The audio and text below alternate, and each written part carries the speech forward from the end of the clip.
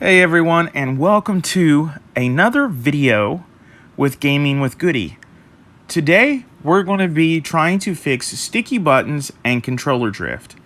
The first procedure that you can try if you are not comfortable with taking apart your controller is pushing in the analog sticks and blowing compressed air into the controller, and move the analog sticks around and keep blowing compressed air in all different angles and sides of where the analog sticks connect to the plastic controller.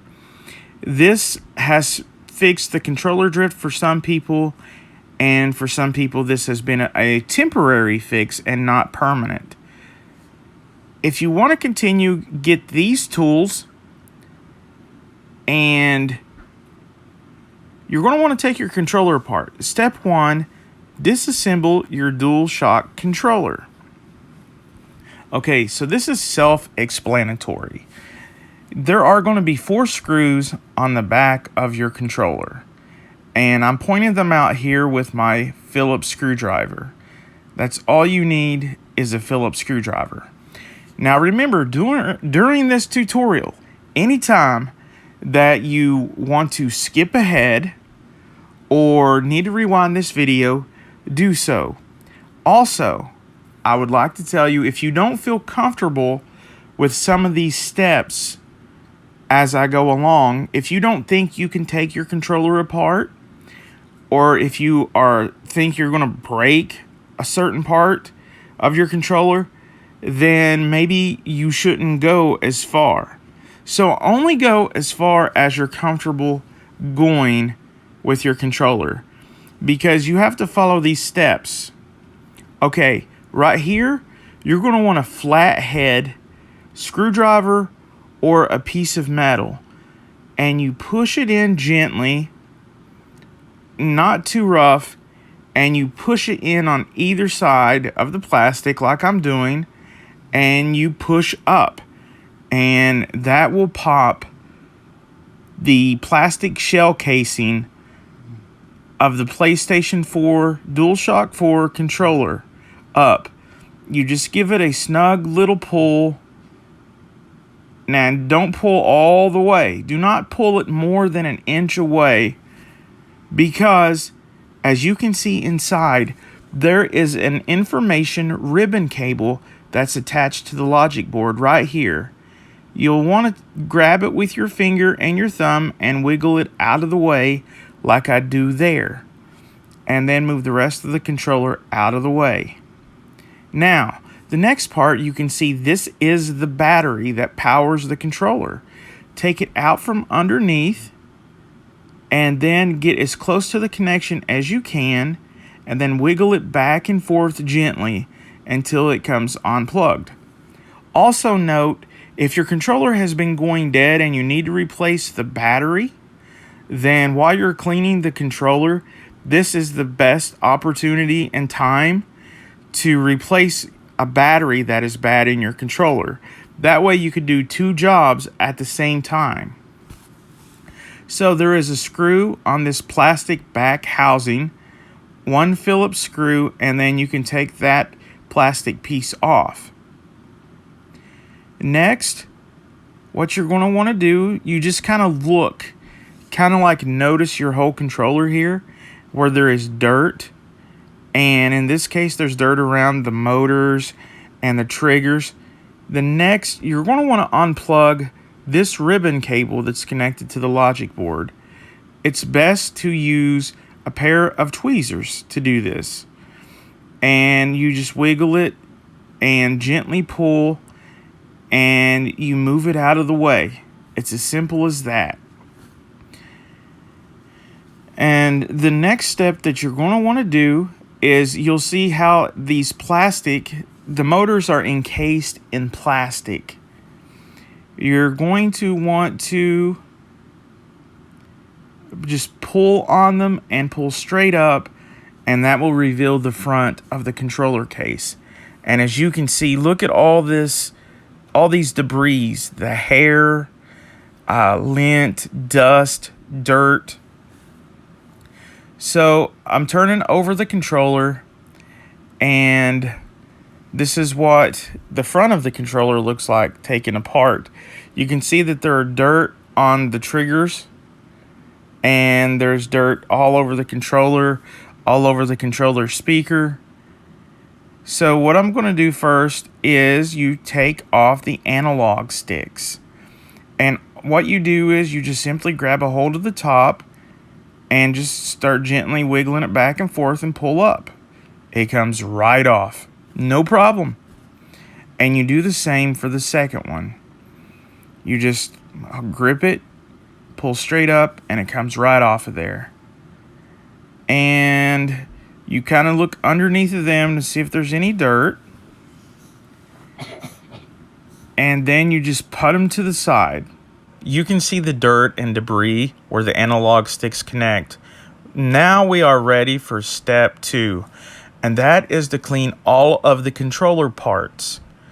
You can see all the hair and gunk and dust all over this controller. So what you need is Q-tips, cloths, and Isopropyl alcohol, rubbing alcohol, 91%. And I will leave links in the video description of where you can get these cleaning products to clean your controller. It is very important that you thoroughly clean your controller. You will want to blow some compressed air into where the analog joystick controllers go and reconnect. There is often a lot of dirt stuck inside there, and that can cause a lot of controller drift. You also want to clean the logic board, the electronic board, or motherboard as some people would call it, because this can also be very dirty and have poor contact. Also, you want to clean the trigger buttons. A lot of times there's a lot of dirt and grime and a lot of different debris that can cause the trigger buttons to stick. Sometimes people spill liquids such as pop or juice, something that can cause a sticky residue inside the controller. You'll want to clean the DualShock motors, the vibrator motors, and make sure those are clean as well. Now, there's going to be these little rubber pads on both sides of the controller. On one side is going to be for the buttons, and on the other side is going to be for the directional pad. And what you want to do is you just stick your finger underneath the controller and you push up and the buttons come out.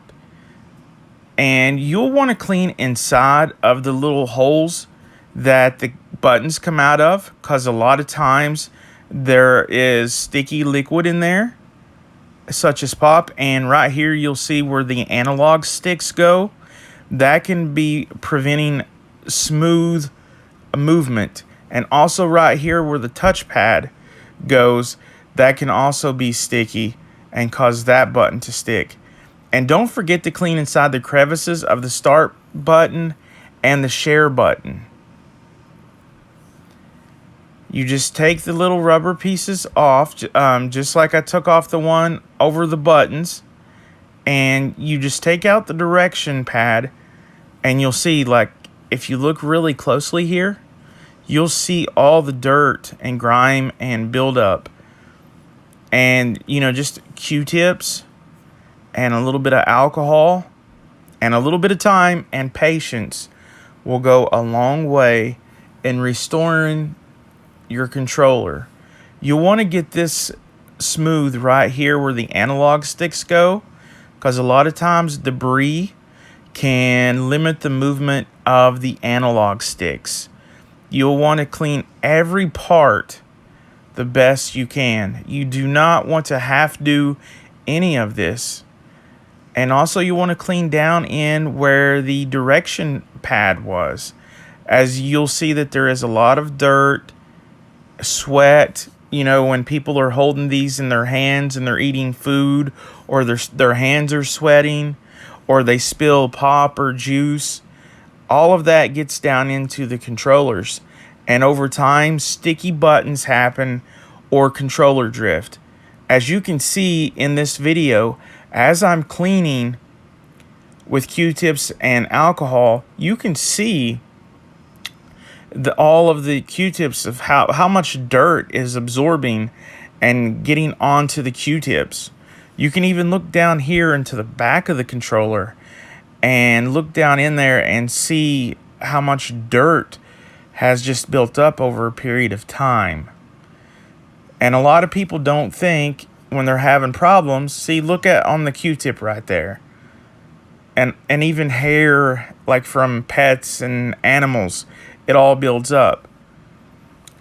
Now we're going to take this analog stick and just right underneath of it, I'm going to take a screwdriver, a flathead screwdriver, and just gently go along the bottom here and look at all this dirt and lint and grime and sweat that's been underneath of the analog stick.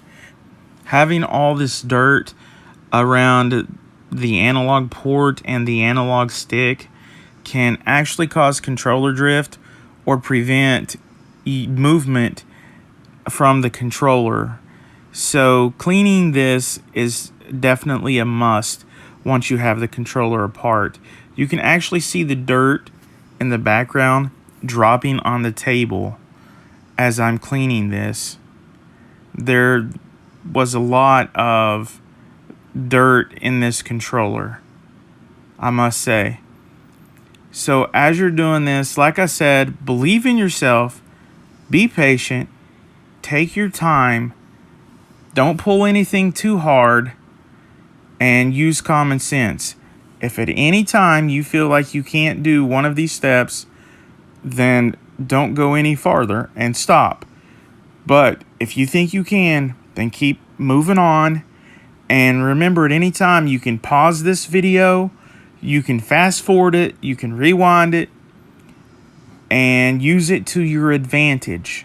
That is what I'm wanting you to use this video for, so that you can completely take down your controller and clean it and possibly fix controller drift and sticky buttons. Step 3, reassemble your DualShock 4 controller. After you have cleaned your whole controller, you start putting it back together. There are plastic tabs on the buttons that will only let the buttons go back in one way. It will not fit in any other way. For example, the triangle button is going to be the first and the one on top. And you just spin those plastic tabs until it fits right down in there. And you'll do the rest for the rest of the buttons here. I try to speed up the process here, but you get the idea. And there is the square button. And next we should have the X button. And remember, you should have cleaned on the side of the buttons and in the crevices where the buttons go. And the same for the direction pad. Make sure everything's all nice and clean, and then you'll put the rubber pads back on there. There are 4 little stands that they should go in flush up against. You can see them on the left there, and there will be 4 little stands on the right that these go in flush. And you just push them in. You don't have to push too hard.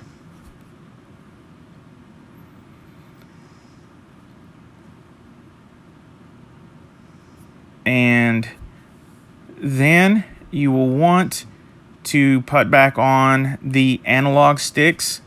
They just push right on. And they only go on one way, and you give them a push. Not too hard. Again, you don't want to break anything. You do not have to be rough with the controller at all. A lot of people just jerk really hard or put too much power. This is a plastic controller, so you don't need to use too much force. The trick to getting this ribbon cable back into the controller. If you can see on the touchpad, there is this little square hole that you just saw there. You want to put that ribbon cable up through that plastic square hole right there.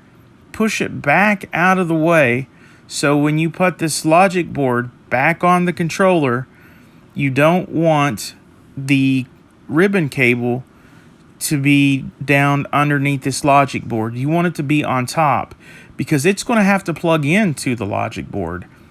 And to plug it into the logic board, you can see there's a black mark on the ribbon. You grab the back of it, because there's a piece of plastic made for grabbing, and you grab it, and then you just push it in until it hits that black mark. And you can wiggle it if you want to, gently, and let it slide in.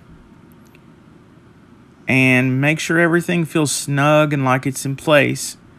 Then you put the plastic casing back on with the screw that the battery goes into. Then you will plug in your battery. If you had to replace your battery while you're doing this job, this is where you can put in your replacement battery. So you go ahead and you plug it in to the logic board, and then it kind of goes underneath the plastic tab right there, the wires, and then it sets right in the battery casing. It just sets there. And we're almost done, guys. You guys are doing a great job, so keep it up. Now what we still have the back of the controller to put on there. You can see that there's a connector that's going to go right here, this white connector. So you take the back of the controller and you carefully try to line it up, and you get the ribbon cable. And you see, like I'm doing here, I'm doing it easily and gently, and it pushes in just like the other ribbon cable did, and you will push it in until it goes to the little black line. You can wiggle it if you need to. You can wiggle it gently back and forth, and then make sure the plastic piece goes under the touchpad at the top, and then it all kind of fits snug and kind of snaps a little bit back together. And you're 9/10 of the way done. Then you're just going to need to put in the 4 screws. And that's what I'm doing now. I'm putting in the 4 Phillips screws. So guys, that is pretty much how you clean your controller and try to fix sticky keys and controller drift. If this does not fix it, then you're going to need more complicated work like soldering or replacement parts. I hope this video has helped you in some way. If so, leave a thumbs up. Please hit the like button, subscribe to my channel, and have a nice day.